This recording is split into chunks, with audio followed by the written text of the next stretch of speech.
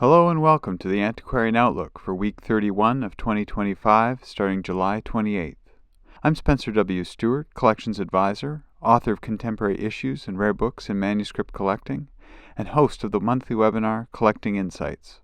For more details on my services, publications, and programs, follow the links below, along with links to the various auctions mentioned in this program. Now, on to last week's results. Tuesday, Hanson's had the library auction. There were 188 lots offered, of which 128 sold, making for a 68% sell-through rate. Highest price realized was for Lot 83, a manuscript draft of James Mander's A Mineral Dictionary of Words, composed in 1821, ultimately published in 1824.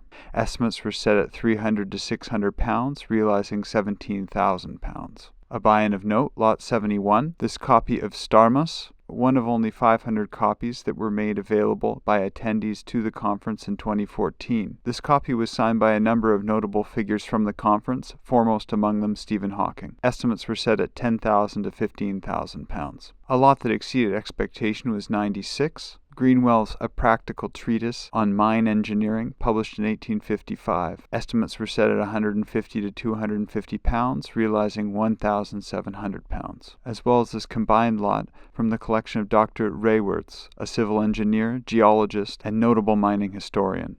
Estimates were set at £100 to £200, realizing £1,600. Wednesday, Gray's Auctioneers had a library of curiosities. There were 108 lots offered, of which 89 sold, making for an 82.4% sell-through rate. Highest price realized was for Lot 52, the second edition of Robert Hooke's Micrographia, published in 1667. Estimates were set at $1,000 to $2,000, realizing $24,000. A buy-in of note, Lot 28, this first edition of Cook's Voyages, published in 1777. Estimates were set at $4,000 to $6,000. A lot that exceeded expectation was 53, again a publication by Robert Hooke, this time Microscopic Observations, published in 1780. Estimates were set at $800 to $1,200, realizing $2,800. Still with Wednesday, Bonham's had Dorothy and Roy Lichtenstein at Home, the personal collection. It was a white glove sale. All 179 lots offered were sold. The highest price realized was for Lot 35, this pen and ink drawing on paper by Henri Matisse, executed around 1937, realizing close to $89,500. A lot that exceeded expectation was 21, this set of 6 glazed porcelain plates, executed by Lichtenstein in 1889, after Bull, Profile Series 6 works. Estimates were set at $5,000 to $8,000, realizing $51,200. On to Thursday, Forum Auctions had their online sale, Books and Works on Paper. There were 295 lots offered, of which 282 sold, making for a 95.5% sell-through rate. Highest price realized was for Lot 282, this copy of Blackwell's A Curious Herbal, published in 1739, the first herbal published by a woman. Estimates were set at £3,000 to £4,000, realizing £3,200. A lot that exceeded expectation was 31, this group lot of periodicals.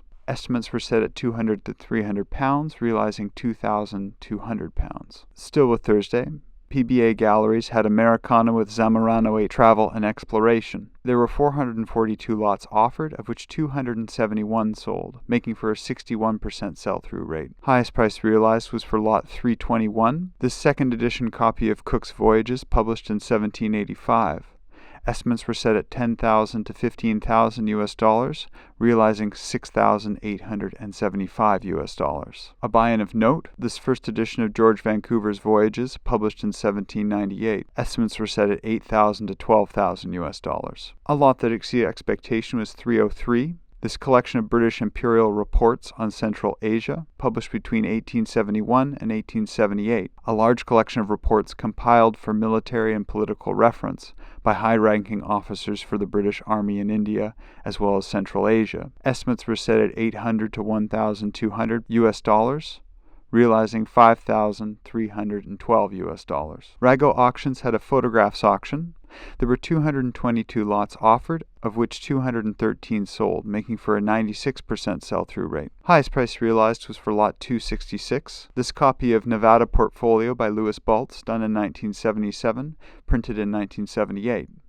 Estimates were set at $35,000 to $45,000 US, realizing $35,560 US. A buy-in of note, this die transfer print of William Eggleston's Near Jackson, Mississippi, circa 1970, printed in 2002. Estimates were set at $15,000 to $20,000 US dollars. A lot that exceeded expectation was lot 173, Untitled number 332 by John Houck, done in 2014. Estimates were set at $2,000 to $3,000 US dollars, realizing $10,160 US dollars. Finishing Thursday, Nate D. Saunders Auctions had July 2025 auction. There were 101 lots offered, of which 38 sold, making for a 37.6% sell-through rate. Highest price realized was for lot 71, this hand-drawn peanut strip done by Charles Schultz in 1954. The minimum bid required was $25,000 US, realizing $31,250 US. A buy-in of note, this signed letter by Mary Queen of Scots, done in 1565. The minimum bid required here, however, was not met, was $20,000 US. For a hyperlinked list of next week's auctions we have an eye on, please get in touch with us directly. The Antiquarian Outlook is totally independent. Its producers do not hold inventory, nor do they represent any consignments or acquisitions mentioned. Starting next week is the August edition of the Collecting Insights webinar series. Registration is still open at the Emerging, Expanding, and Legacy cohort. Through these 3-hour-long sessions across 3 weeks, participants will examine case studies relevant to acquiring as well as deaccessioning collections. As with previous sessions, each offering will be attended by private collectors, professional librarians, and curators, as well as booksellers and auctioneers. As always, all registrants will also receive a complimentary copy of contemporary issues in rare books and manuscript collecting. Please follow the links below in the description, and we look forward to receiving your registration. Well, that's been the week from here. What did you think of last week's results? Did anything surprise you? Please put your comments below, and we'll keep the conversation going. If you want to stay up to date, be sure to like this video, subscribe to the YouTube channel, turn on your notifications, and let others know about this program. Thanks again for tuning in. All for now. See you next week.